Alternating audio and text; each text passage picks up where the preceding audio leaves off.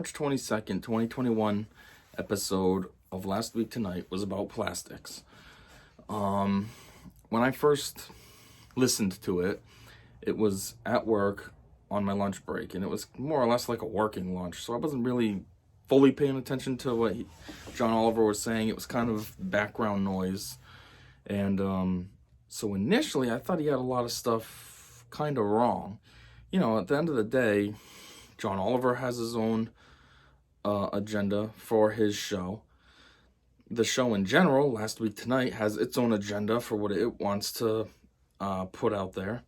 Then you got HBO with their own agenda, so they're going to want to skew things a certain way. And then you got AT&T, who owns HBO, who's also going to have their own agenda.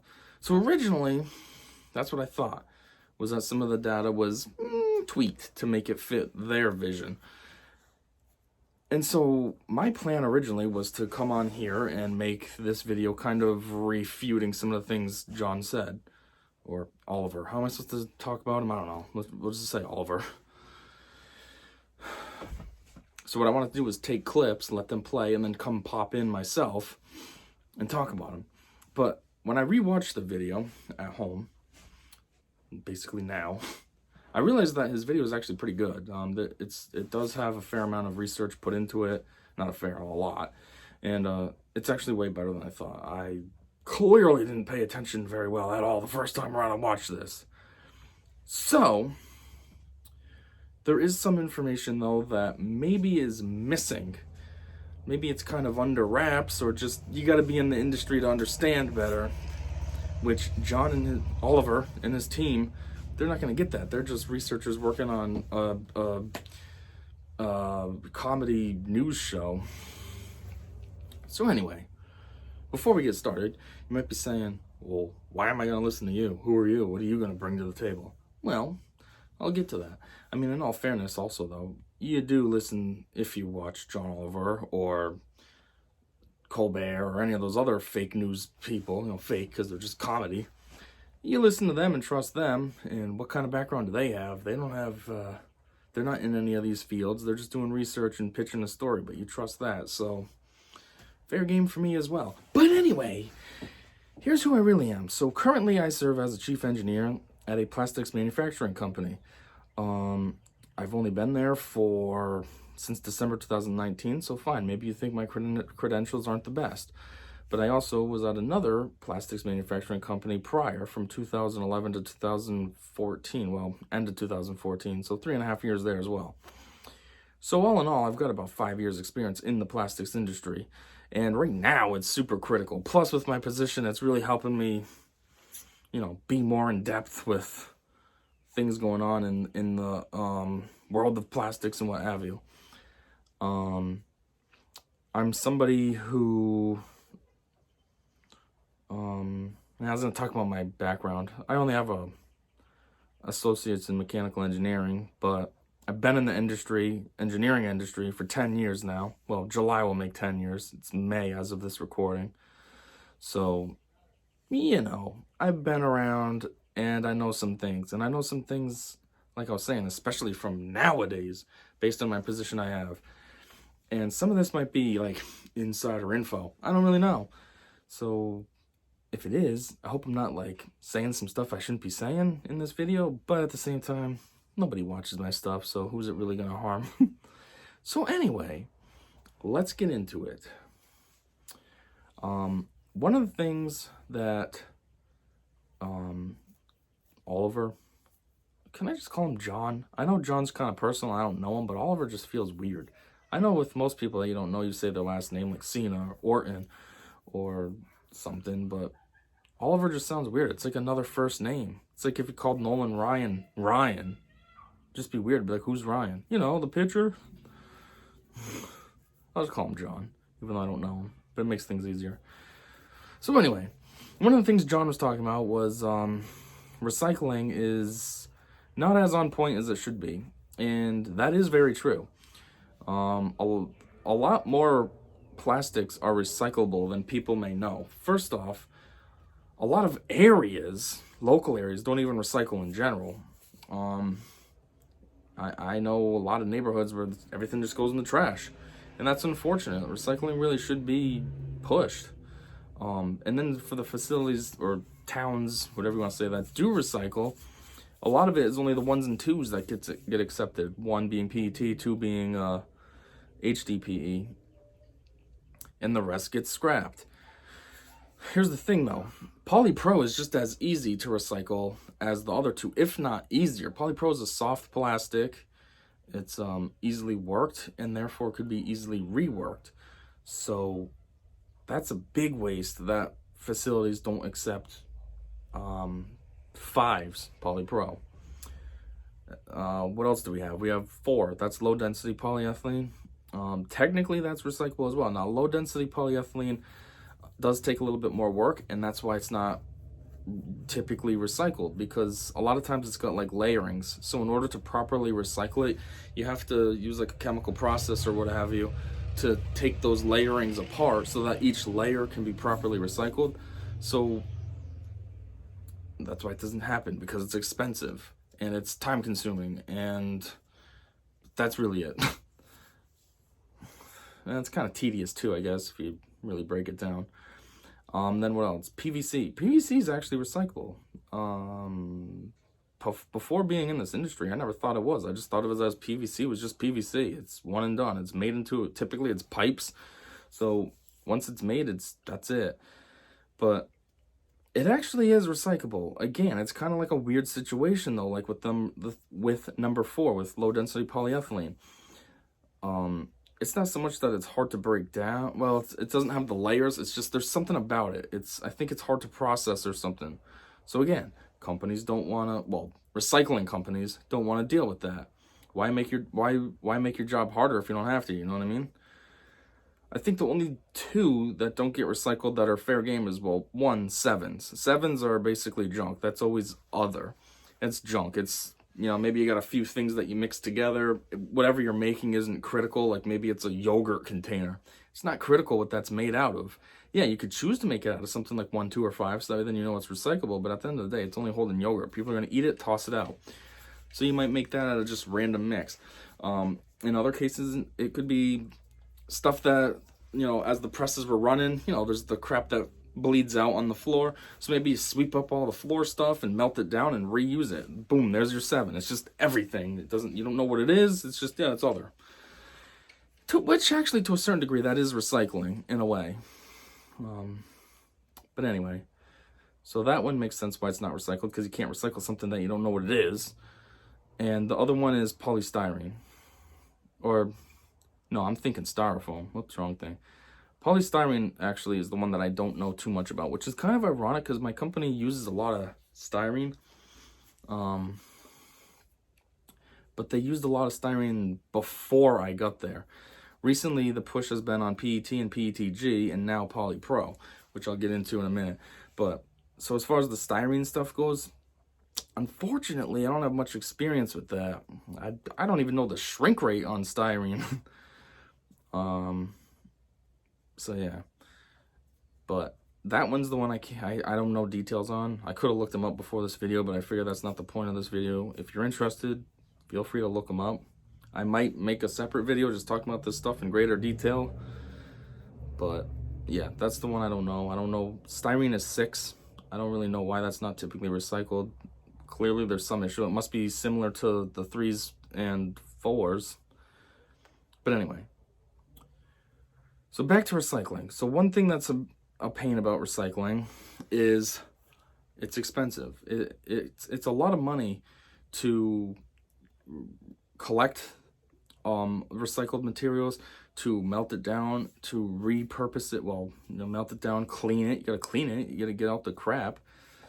Like a PET, or I mean PCR. That stands for post-consumer resin. PCR is like the stuff on the side of the road in the recycling bins, and then trash day comes and the guys take the barrels and just dump it in the truck. Well, if any of that is used, that becomes PCR. But you can't just melt down those bottles or whatever's in there and just put it in make it new.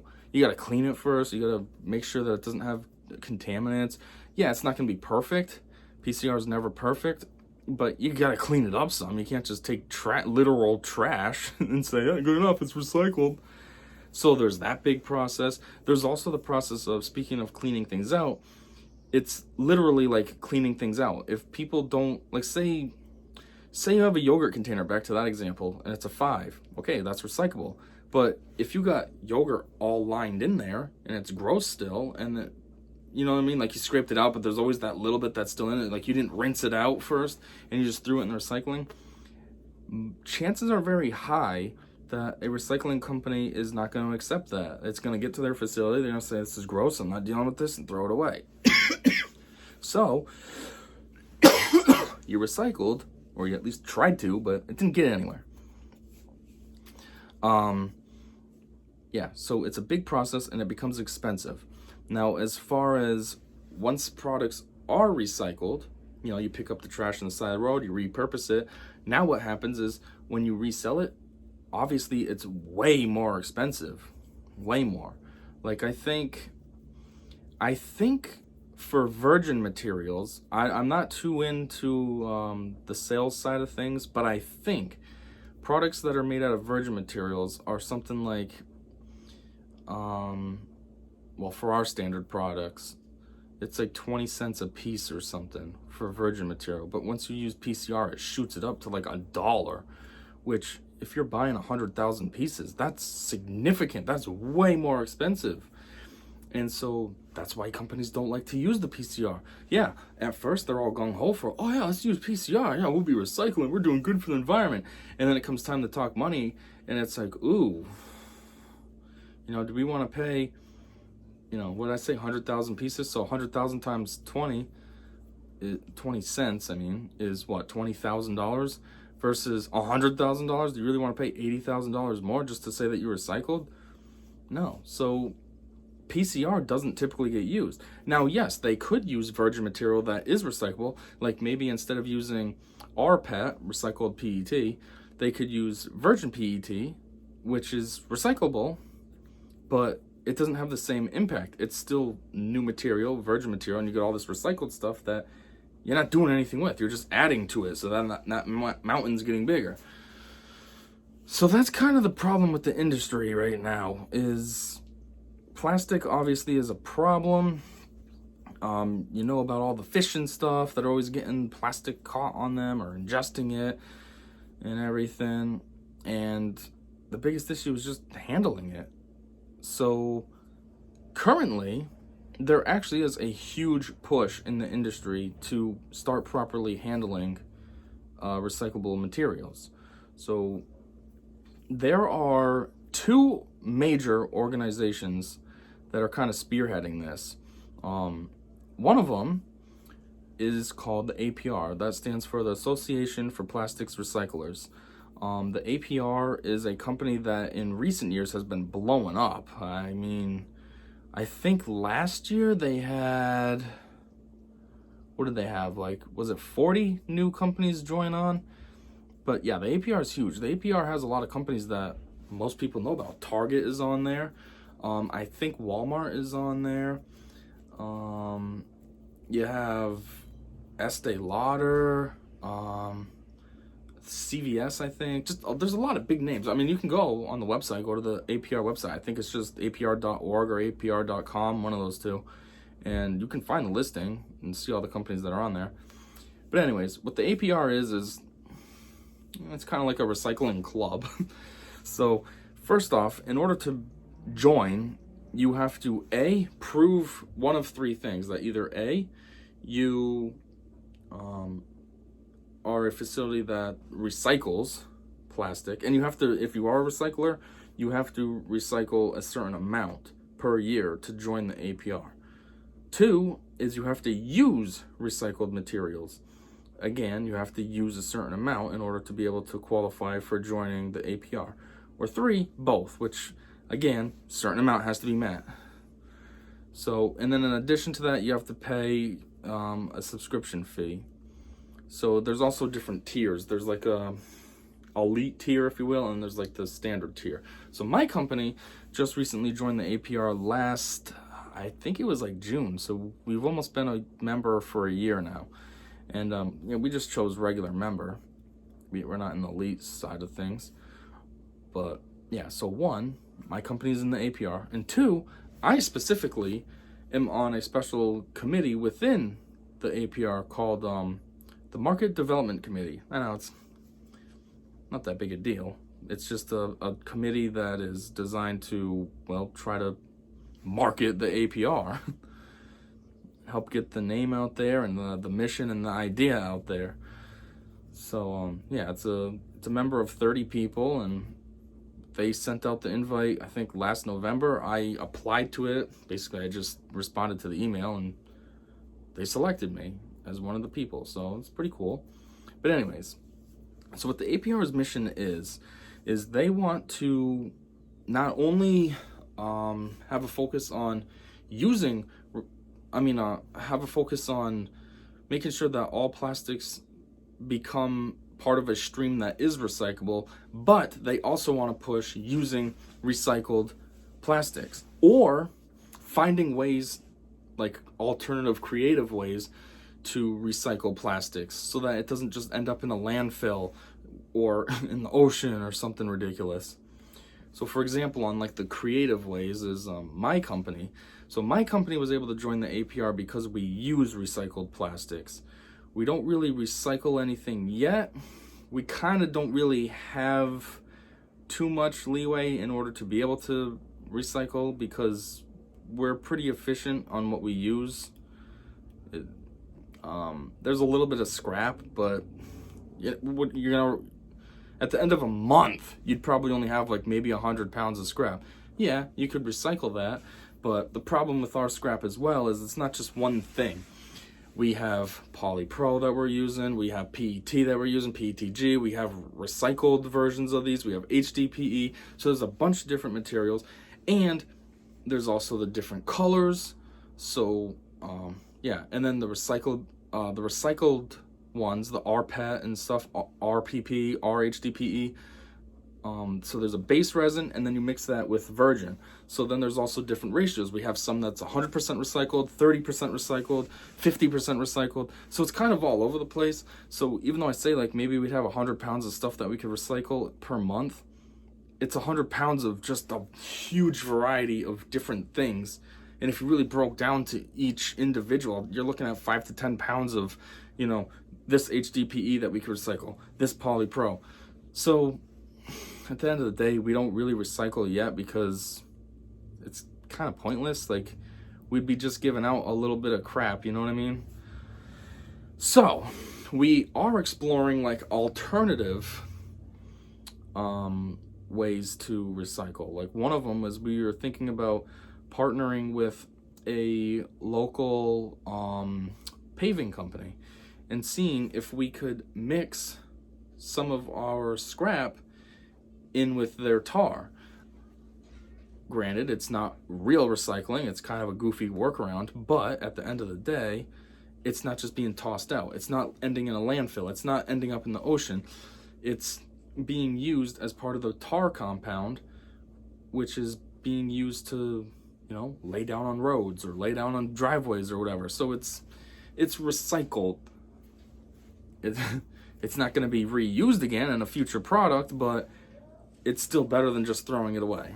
So we've explored that avenue, and there was one other. I'm drawing a blank now. I knew it when I started this topic, and I'm forgetting now. I don't know why. It's been a while, because COVID's kind of put a damper on this. We were like this, talking to companies about recycling, and then COVID kind of made it, and we're trying to get back to that point. So it's been a few months since we've really had the discussion on how we could recycle. But anyhow, so that's what the APR wants. So additionally, right now in the industry, there's a massive push for polypro. Personally, I don't know what the push for polypro is. I probably should know.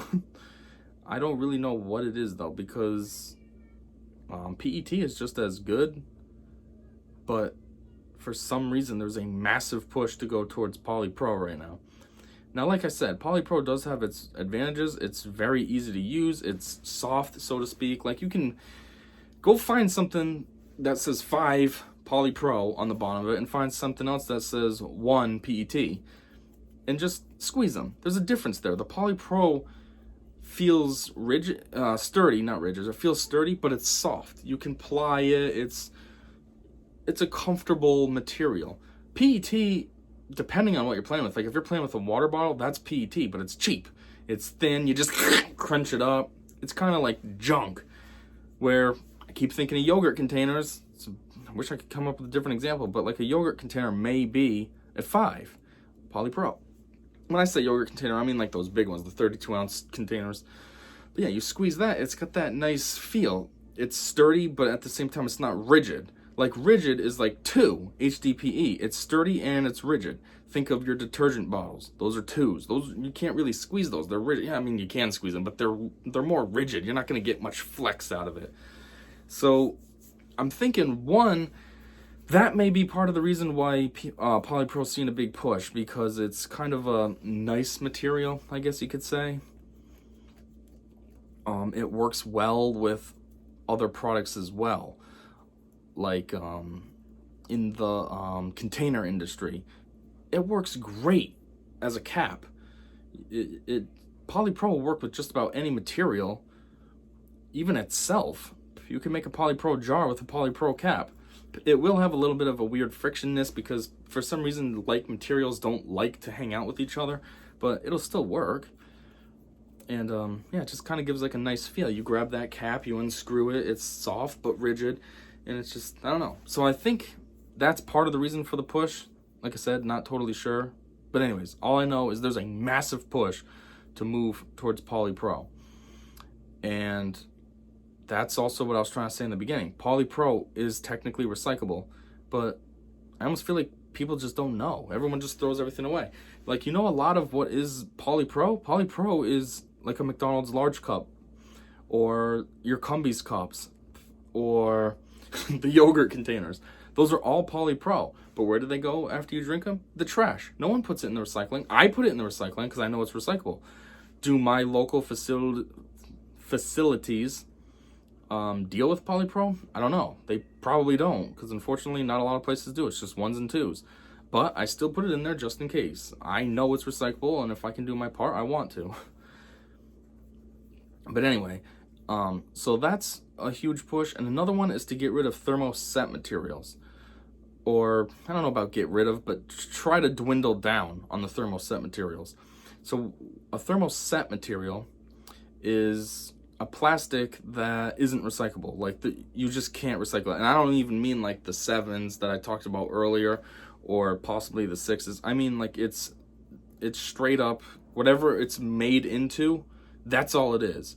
So if you made it into say a cap, to go back to that example, if you made it into a cap, that's all it's going to be. You can't reuse that material ever again into anything else. Yeah, you could break down the cap, you can smash it up, you can try to get it into a powder and try to remold it, but it's not going to work.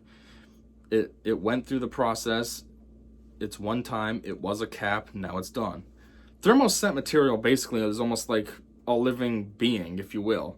You know, someday when I die, I'm dead. Like, you can't get me back. And that's kind of like thermoset. It was a cap. I am a human. You throw it out, it's done with. I die, I'm done with. So that's another item that the APR really wants to get away from, because obviously that's not attractive. If you want to try to recycle and you're using materials that 100% aren't recyclable, that's not ideal for the APR agenda or for the plastics industry in general. So they want to get rid of that. And that's something that's going on with my company as well. We have a lot of thermoset products. That's kind of like the brunt of what we do, a lot of thermoset. And so now we are trying to get everything that we have that's thermoset into polypro. It's a huge project. Obviously, I'm heading it. And so I know it's a huge project, but that's what we're trying to do, just in case. That's kind of the status we're at now, just in case. Because this whole agenda from the APR is new. Like I said, the APR has only been recently blowing up, and this agenda is kind of new as of maybe 2019, 2018, somewhere in that window. So you never know. Maybe this is just a dream, and then give it a couple years, and all the companies will be like, it's too expensive to use plastic, and then that'll do one of two things: either plastic is just going to go away, and it's going to be way more drastic than the APR thought. There's going to be no need to recycle because it just goes away. Companies find an alternative that's cheaper and just as easy, if not easier, to use. Or B, there's going to be too much pushback because recycled materials are expensive, and so they're just going to say, forget it, just use whatever you want to use, or whatever you've been using, and everything's just going to go back. But as of now, it's looking like thermoset is going to be gone soon. I don't really know a timeline. I'm picking up vibes of like maybe 10 years it'll be gone. I don't know. I'm just saying that myself. Like I said, the vibes that I'm kind of picking up from industry experts and such. But I do know this much. The APR has a huge hold and kind of is directing the plastics industry.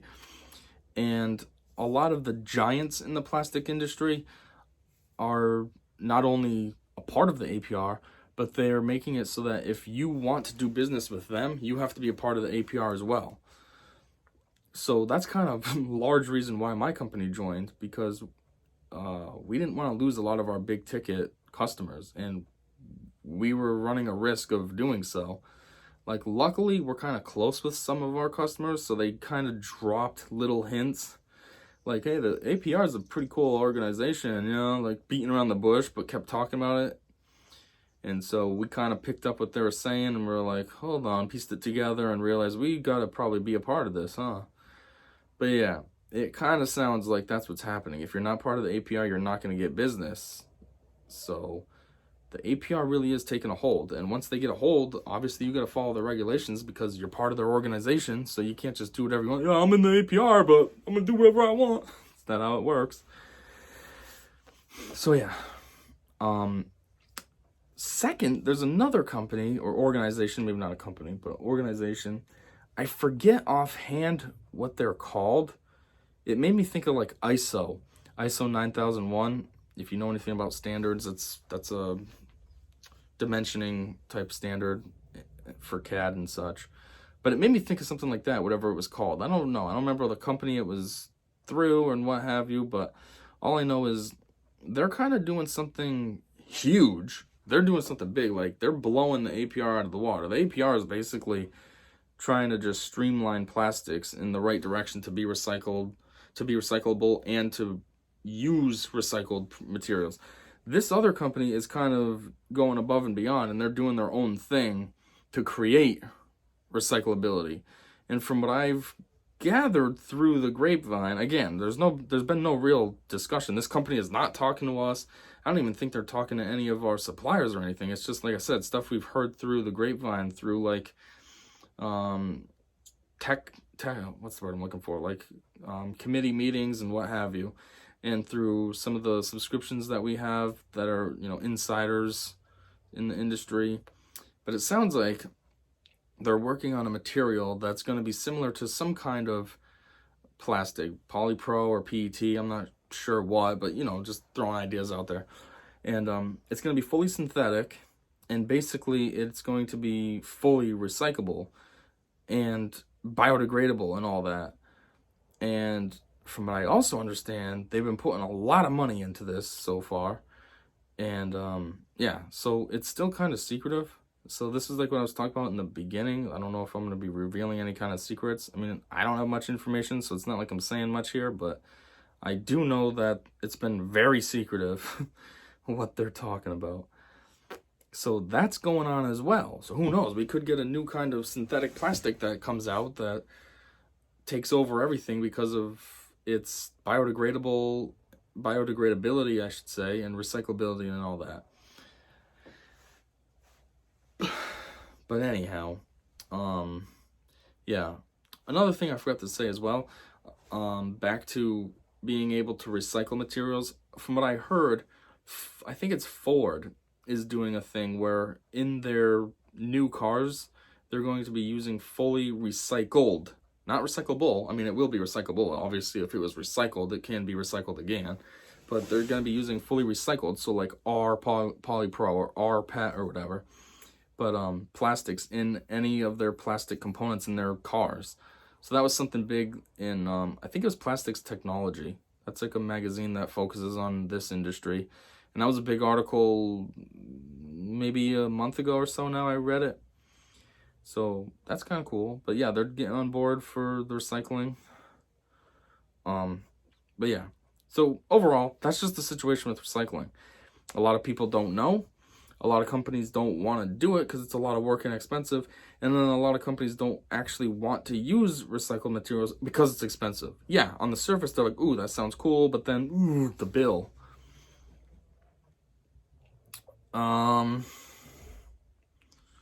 Do I have anything else now? I'm trying to think. That might be all I have to say on this. I'm trying to think of John's video and if there's anything that I could clarify further. Yeah, that might be it. So yeah, there is a problem with plastics, and that's what his video was all about. But there are measures in place to help correct the present problem. Obviously, it's going to take a while. It's not just going to happen overnight. But there are measures in place, and the APR is huge. I mean, that's their whole entire purpose and mission and everything. So, from what I understand as well, by 2025, I think all plastics are supposed to contain at least 30% APR, 30% PCR in them. Like 30% is becoming a minimum. So stuff could be 100%, could be 50%, but at the very minimum, it has to have 30% recycled content. So granted, that's not a lot. You know, if you had a 100-pound piece of plastic, I don't know why you'd have that or what it would be, but that means only 30 pounds of it are actually recycled materials. Obviously, the full 100 would be better, but at the same time, I don't think very much right now is made out of recycled materials. Like, I don't even know what's happening with recycling. Right now, all we do is we ship it to China, which with the recent embargoes and such on China, it's been just hanging out here, and we don't know what to do with it because we just give it to China and think, okay, it's handled. But then China's like, well, I don't know what to do with it either. So at least that's a step in the right direction to try to get some recycling going. 30% is better than nothing. And back to my company, we're already doing that. I mean, we've made some products that are 100% recycled HDPE. We're working on a new product, actually a couple new products that are 30% recycled PET, and then polypro. Polypro is the only one for now that we can use virgin polypro and not need to worry about the recycled aspect. Our polypro. R like recycled, R, not like OUR. But anyways, I think that's because this is kind of like a new industry push. Granted, polypro has been around, it's not a new plastic, but for some reason it hasn't, like I said in the beginning, it hasn't really been chosen. It's been HDPE and PET are like the two giants. So now there's a push to make polypro part of that too.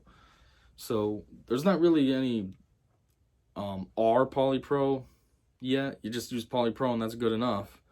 But I'm sure down the line, once polypro is starting to take off now, so I'm sure once it actually is taken off, then we can go down that route of getting recycled polypro.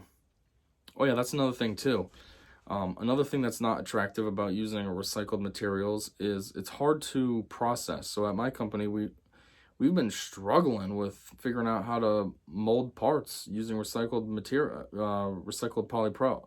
Recycled PET. I think we spent 3 days in the shop just trying to troubleshoot it and get it to go right, because we have standards for virgin PET. You put a mold in, you fire it up, boom, bam, done. But the recycled stuff doesn't run the same way, so you got to manipulate temperatures. How hot does the tip have to be? How hot's the mold supposed to be? So what's the water supposed to be like? How much water do you need? Maybe we have too much water hooked up, maybe not enough water hooked up. And then there's also how much pressure do we really need to put onto it? How long do we have to hold it for? How fast should the plastic be shooting? And then there's also the aspect of how long do we need for cooling shrink.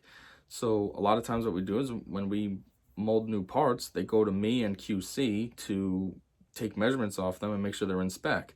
Problem is, though, is these materials take forever to fully shrink. So they may look out of spec on day one, but then you come to work the next day and all of a sudden now they're perfect. So that's another thing we're trying to figure out, like how long do you gotta wait for everything? So again, it's not attractive to use because of that. And unfortunately, because recycled materials, or the use of recycled materials, is kind of new, there's nothing out there really for us to look into to help us out. I mean, my company, kind of me specifically, has done research, and there's not much out there. I've gone to the Plastics Technology website. We've reached out to a couple of our suppliers for the material. We've reached out to hot runner suppliers. We've reached out to press suppliers. We've reached out to other companies. Like, we're not just being weirdos reaching out to other companies. Some of the people at my job have friends or just acquaintances at these companies, so they kind of reach out to them like, hey, I'm just wondering, how you doing? Have you used recycled materials? If so, can you give me any pointers on what you did? And right now there's really no answers. But one thing that I think is advantageous of this is my company might be able to be like a pioneer. If we pursue this the right way, if I pursue this the right way, I plan to, as long as I don't have any hindrances from upper management or whatever. But if we pursue this the right way and formally document everything we did and pitch it out there, maybe even just pitch it out to the APR, we could be like a leader in recycled products. Like all our efforts that we've done in the shop for processing, that could like become a standard. So like I just said, I tried to look up things and done research, and there's nothing out there. But maybe once we finally get everything figured out and this is going pretty smoothly for us, we will be the standard, which will be kind of cool. Actually, not kind of, it will be. That'll be pretty awesome, especially with me spearheading that. That'll look awesome on my resume. That'll be awesome just for a career point in general. Like, that'll be sick. But it also would just be cool in general. Like, you know, we're in like a quiet corner, if you will. And if we could be leading the way of using recycled materials and have some standards, and other companies can fall back on what we did and use our processing and everything in their facilities, and, you know, that would be awesome. So, but yeah, back to the main point though, that's another problem. We just don't know how to use it. It's different. Yes, like I said, it gets cleaned, and before you can use it, like, you're not gonna just take trash and reuse that. You got to clean it first. When I say clean, it's not really like soap and water. It's more like a chemical type clean, heat type clean, stuff like that. But anyways, it's difficult to use because you got to think it was something. You know, if you're recycling a water bottle, that PET was a water bottle. Now you melted it down, you waited for it to reharden, then you ground it up because it comes as pellets. We use pellets and then we melt them. So you grind it down, you make the pellets, you repackage them, they go into a press. Now that press melts those pellets down and shoots it in. So it's been through a lot.